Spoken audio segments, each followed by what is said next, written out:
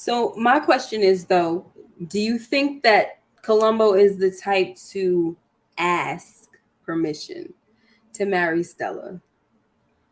Yeah. I think that would be the best thing to do, but will he do it? I think I he'll think he ask. will. I Yeah, think he'll I think ask Chin for permission.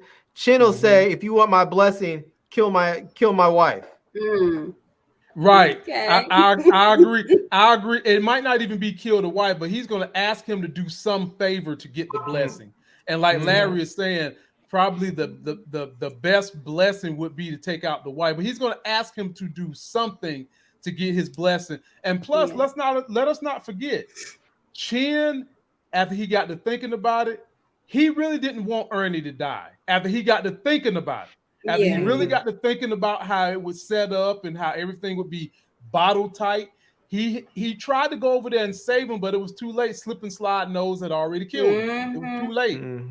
It was because I think it was that last plea of Stella, and he saw how that would hurt her. So he's like, all right, we're gonna just stop this or whatever. But see, for me with Chin having Colombo kill Olympia, that would be easy. But what happens when he finds out, or if they find out that Tommy Lucchese had anything to do with it? He's the one that set everything up, right? Now, what they would have to do is, because one of the bonds or oaths have been broken, they got to come to the table with that. They can't just go off killing somebody without permission. They got to vote on it and all. I mean, after that, it shouldn't really be nothing to vote about, but they got to get permission. So like, what if Colombo, because Colombo kind of already seems to do things without talking to folks and without talking to the five families, really. So he kind of seems like the type to just be like, step out on his own and be like, whatever. And then I hear you, but I don't think they would have a problem and taking out. I don't think so. Tommy, because dude sent a hitter after one of their family, after one of the boss's daughters, and they all have those rules about no families. You don't hit people's families, and so I think the fact that they did to send a hitter not only after family but after a woman and a child, a daughter of a boss. Yeah, I just think because all of them have kids, so they all have to recognize that if we don't do something about this now, it makes all of our children vulnerable. And so I would not be at all surprised if once they find out they green light that hit instantly. Yeah, I definitely think they will green light it. My question is the nature of Joe Colombo. Will he bring it to them? That's my thing. I feel like he's kind of like a rebellious type. He doesn't really go by the rules. So if he were to off Tommy, that could make him, be in a lot of trouble without, bringing it to the table. So that's what I think. If he brings it to the table, it's a done deal already. But if he just does it without permission and then he got to plead his case after that, then they're going to have to vote on whether they're going to keep him alive. Right. That would be really interesting though to see. It would. I don't see him going that far after he just got chastised for running up on Mamie Johnson. And I mean, a homeboy was digging in his hind parts over there. You do not do that. And they don't treat Bumpy with the same level of respect as one of the other family bosses, but they treat him with some respect enough that they jump down his throat. Don't be jumping in there trying to threaten folks' wives and getting in the car with the wives and shaking up the wives and stuff like that. So, be interesting. Be interesting is if Colombo did that hit and the families were undecided what they were going to do with them, and he was scared and on the run and had to actually go to Bumpy in Harlem and say, "Hey, I need a place to lay low. War's over between me and your crews." That would be interesting to see what happened if he ended up having to go to Bumpy for help. Yeah, that would be. Now that would be a dope story. Yeah. Now, ladies and gentlemen, let us get on over here to Jose Battle. He's chasing Juan.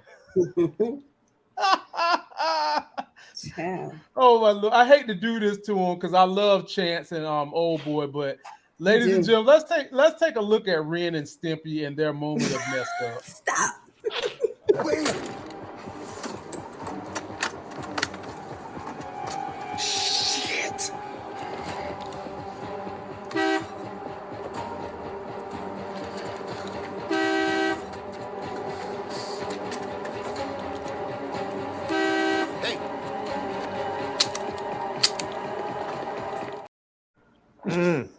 I mean, what did he think he was beeping the horn for?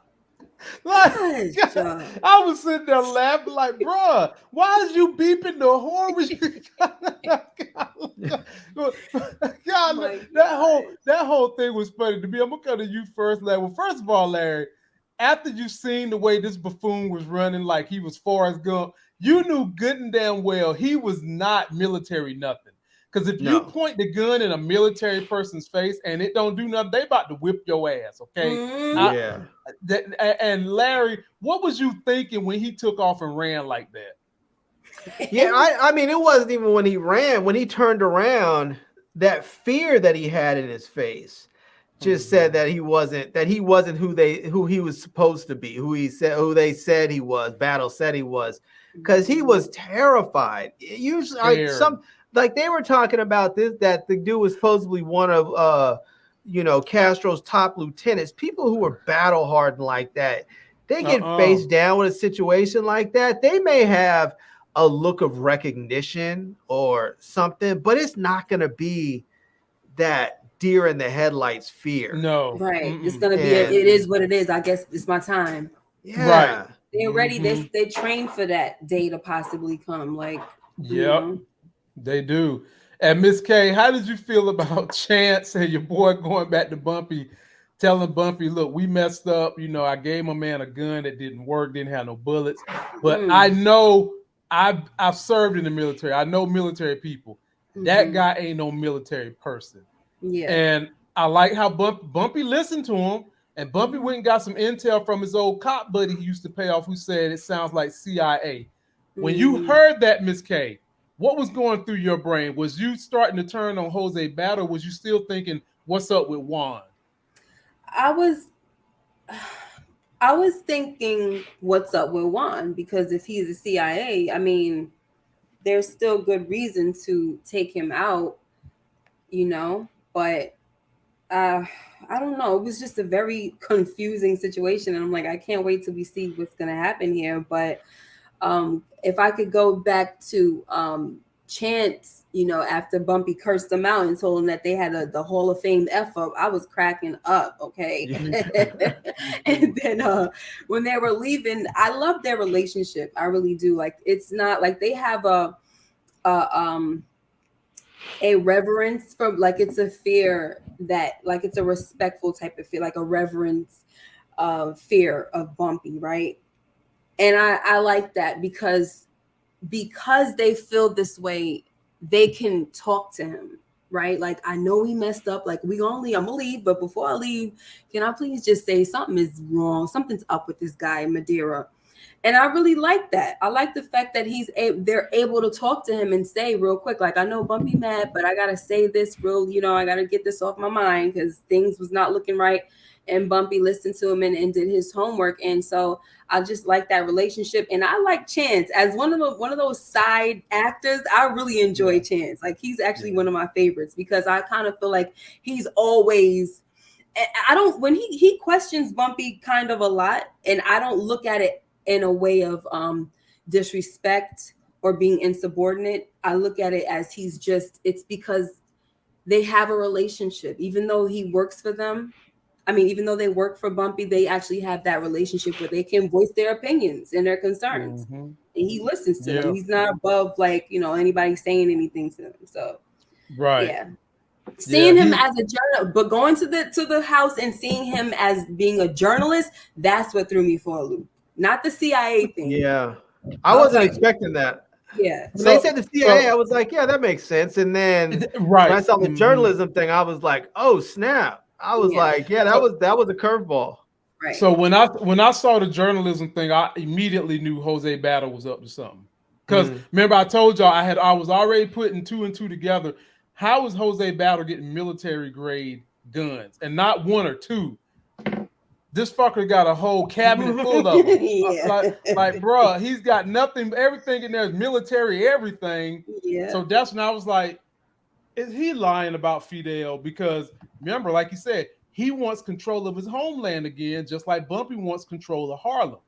And so Bumpy came through for him, and Bumpy killed the journalist like he said he would do.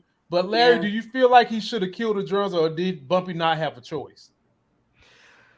No, I thought Bumpy had a choice because he could have simply told him, "Look, you lied to me.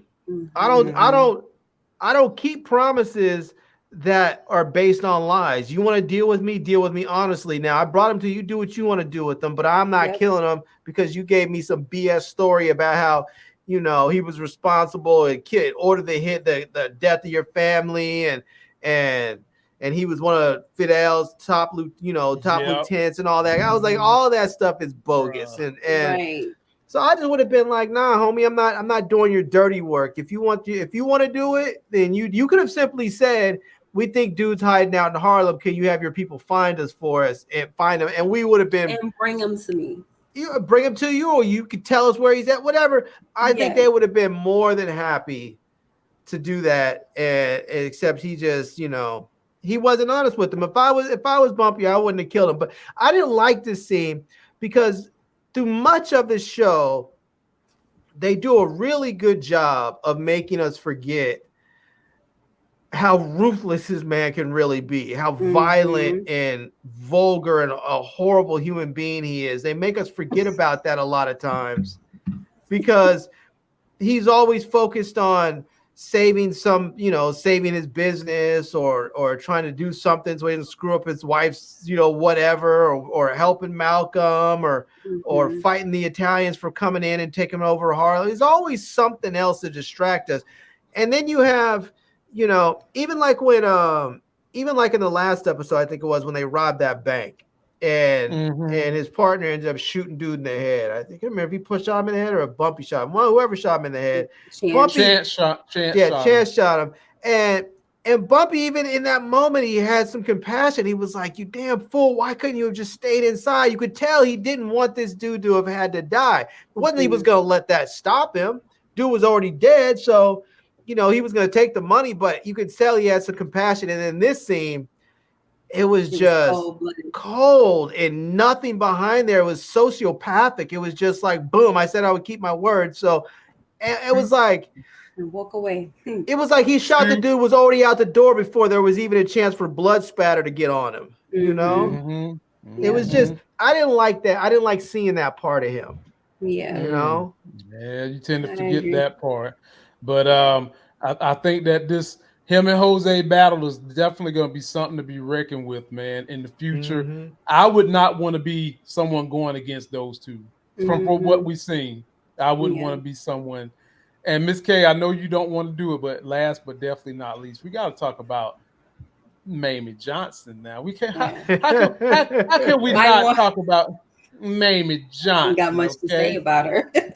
Oh my goodness. Well, Mamie Johnson got kind of caught up in this episode because she's found that thing that gives her joy to get out of the bed to do. She's getting folks to vote, black people helping them get to vote. She's helping get some of that bull job where they make you come and vote as a black person. They want you to count sheep and shit.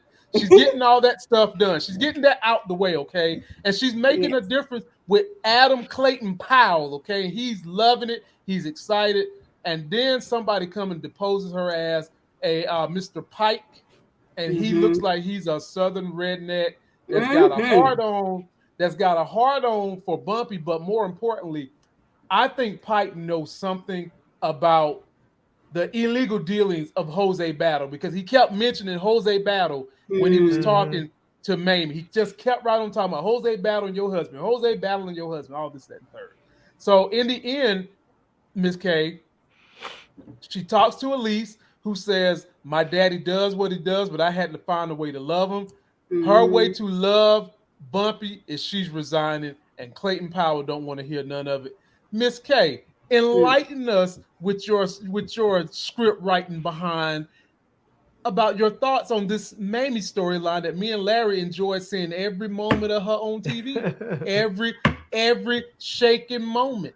I know. Looking beautiful in the red dress and everything. Yeah, forget Johnny Gill, put on your red dress. I mean, look, I I love the Ryder in Mamie. You know, I really do. I mean, even after she said that for the first time in her life, she has resented Bumpy for the first time Oh ever. yeah. And for her to still go on and say, you know what, I'm going to resign. But at the same time, it's not just about Bumpy and riding for him. It's kind of like a 2-for-1. I get to make sure I protect my husband, but also I'm protecting this little, you know, this program that I'm very passionate about. Because if I don't resign and my name is attached to it and it's bringing negativity and stuff like that, then it messes things up for the kids, you know? So I think she really wanted to protect the program. And as she was telling Adam, you know, it's not about me. We got to keep things going for the kids. But, you know, Adam, he ain't trying to hear it. He's like, yes, it is. It's about you. We going to fight this thing. So now, you know, we're going to have to see what happens, because I kind of feel like him talking to her like that is going to make her want to stay in the fight. So I don't think she's going to resign. Larry, you get last word on Mamie Johnson's storyline. Was you intrigued? Was you enthralled? Did you like it? How did it make you feel? I love me some Mamie, and this was one of those times I felt zero sympathy for her. I was like, you knew exactly what you were getting into when you married this man. Like, I'm not saying that makes her a bad person, but the thing is you get to enjoy all the perks of the lifestyle he provides you. You get to enjoy the car, you get to enjoy the fancy apartment in the sky, all those fancy clothes. Back in the day when people were rolling around with 2 pairs of pants and a dress shirt, and that was their entire wardrobe. They were swapping clothes with neighbors when they grew out of stuff because they didn't have any money. She's up there with all the finery that you can possibly have. And so, and she get protection, Larry. Yeah. And she, I mean, the fact that she's in a circle with someone like, you know, like Adam Clayton Powell, I mean, that is because she's married to Bumpy. So everything that she has in that sense is because of him. And it's sort of hypocritical to sit around now and say, well, I resent him because of what he does. You only have a situation that you want to keep that you're now losing because of him. Oh, yeah. That's it. I mean, and now she could have been, who knows, maybe she married somebody else. She would have been something else. We have no idea. But what we do know is she's married to Bumpy, and what she has is because of Bumpy. So now to be mad at him because of what you have, I mean, it's kind of like, imagine if Stella and Colombo get married, or one of those Italian folks get married and they go try and join a country club in one of those little waspy areas. You know, like, even if they let you in the door, they're never really going to accept you. They're going to look at you and talk about you and be like, that's the mobster's wife. And they're going to make sure that they point out any little social faux pas you have or any little shortcoming in etiquette. So, you know. Well, Larry, can you give her credit for this? In the end, she chose Bumpy over that job. Well, I mean, yeah, but I mean, it's kind of like, it doesn't, I mean, you can't really, she did choose him over the job, but it's, in some respects, she was choosing the job over Bumpy. She didn't want the program to get hurt. Yeah. And so, because she knew she could have stayed and fought for it, and then they would have looked into her, and they would have looked into Bumpy, but she didn't want the program to end up getting hurt. And I think that's the primary reason she did it. I mean, I'm not saying that she didn't have Bumpy somewhere on her mind. He didn't factor into the equation. I'm just saying, I don't think that was that wasn't the top of the list item right there. Right. I agree, because she already said she resented the man. She had already said that. So I can agree with that for sure. All I want to know is, can we get Gene, what's his name? Gene Esposito, something? Giancarlo Esposito. Can we get this brother an Emmy for this role? Yeah. I mean, damn. Between this and The Boys, this dude deserves an Emmy. The Boys, Star Wars. He's in that Kaleidoscope on Netflix, which is really Breaking really good. Bad as Gus. Breaking Bad, right. Yeah. That dude, he's that dude, man. He's that dude for real. And Ladies and gentlemen, we got up to 95 tonight. Be sure to like this video before you get out of here. I've got a Twitter and I've got a Facebook and I've got an IG. Go check us out. This will be on the podcast in about 20 minutes. I got a TikTok too.